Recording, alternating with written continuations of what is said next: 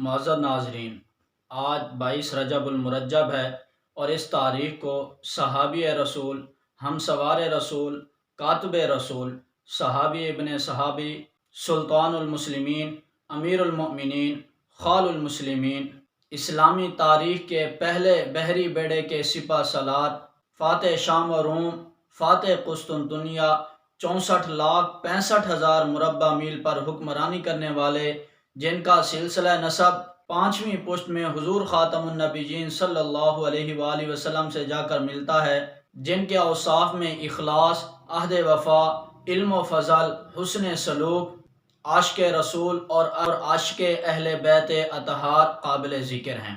میری مراد سیدنا امیر معاویہ رضی اللہ تعالی عنہ ہیں۔ آج ان کا یوم وفات ہے۔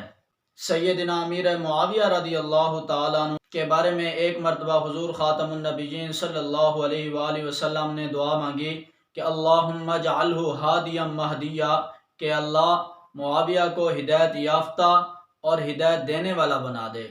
اسی طرح ایک اور موقع پر حضور خاتم النبیین صلی اللہ علیہ وآلہ وسلم نے دعا مانگی کہ اے اللہ معاویہ کے پیٹ کو علم سے بھر دے۔ اسی طرح ایک اور موقع پر حضور خاتم النبیین صلی اللہ علیہ وآلہ وسلم نے حضرت امیر معاویہ سے مخاطب ہو کر فرمایا کہ اے معاویہ، تم ضرور مجھ سے جنت میں ملو گے۔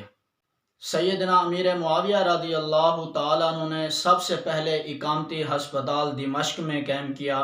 اسی طرح ڈاک کا جدید اور مضبوط نظام قائم کیا اور سرکاری کاغذات پر مہر لگانے اور ان کی نقل دفتر میں رکھنے کا سسٹم بھی آپ نے جاری کیا۔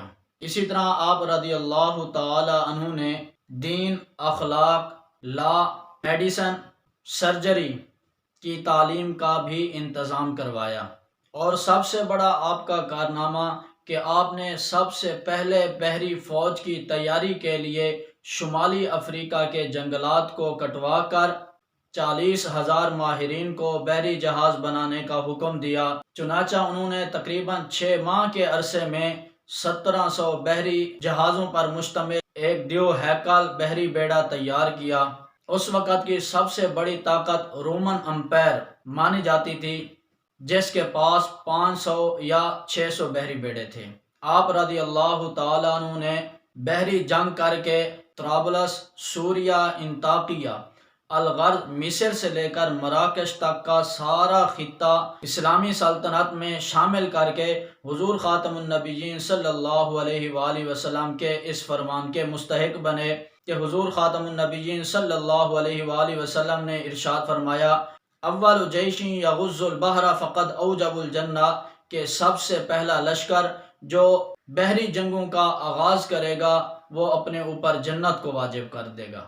اسی طرح آپ رضی اللہ تعالی عنہ نے بیت المال سے تجارتی قرضے بغیر اشتراک و نفع کے جاری کر کے تجارت و صنعت کو فروغ دیا اور بین الاقوامی معاہدے کیے۔ بالآخر 22 رجب المرجب سن 60 ہجری بمطابق 27 اپریل 680 عیسوی میں اصحابی کن نجوم کا یہ ستارہ بھی غروب ہو گیا۔ ایسے ہمارے رول ماڈلز ہونے چاہیے جو کہ ہدایت یافتہ تھے۔ اللہ تعالی ہم سب کو ان کے نقش قدم پر چلنے کی توفیق عطا فرمائے۔